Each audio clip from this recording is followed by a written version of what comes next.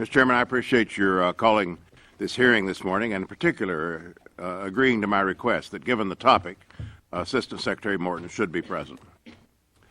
There are many answers owed to this subcommittee and to the American people regarding the impact of sequestration and the continuing resolution on immigration and customs enforcement, and in that context, the recent release of detainees.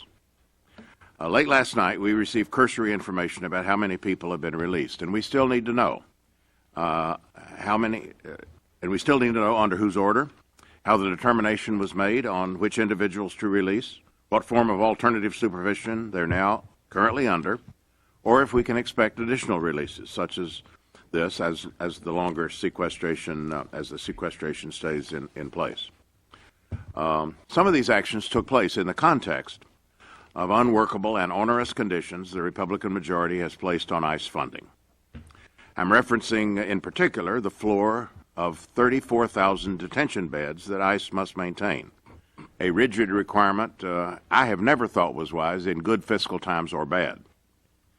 Assistant Secretary Morton, you've stated many times that this language mandates not only that you maintain 34,000 detention beds, but that you fill those beds with detainees on a daily basis, further limiting your flexibility. No doubt, eliminating such an unnecessary threshold would provide ICE the flexibility required during these tight fiscal times.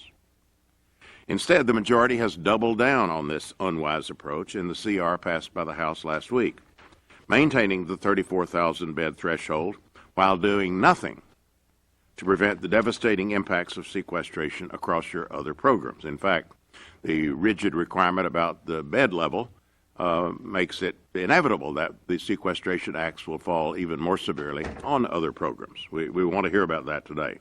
And by the way, this was done in a bill that was touted as increasing agency flexibility.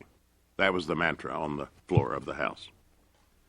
I hope this hearing will give us a better understanding of how these contrived cuts, which the majority obviously prefers to a comprehensive fiscal plan, are affecting your programs overall. For example, ICE apprehensions are currently at an all-time high. By what percent can we expect apprehensions to drop as a result of sequestration? What will the reduction in deportations be, particularly for criminal aliens, where removals are double what they were in fiscal year 2008? What's the impact on investigations into human smuggling or child pornography rings? I hope your testimony today will answer such questions. Finally, I should remind the subcommittee of what this hearing was originally supposed to be about. For weeks now, this date has been set aside to hear from Customs and Border Protection Deputy Commissioner Aguilar prior to his departure. It would have provided an important examination of CBP's ongoing budget issues, of their technological needs to ensure that harmful goods and materials are not entering the country illegally, and of the impacts of sequestration on CBP personnel, which we know could involve furloughing thousands of Border Patrol agents and officers. So while I look forward to the testimony today, I remain concerned that we've canceled that pre-planned CBP hearing when we could just as easily have had Assistant Secretary Morton appear after the release of the 2014 budget.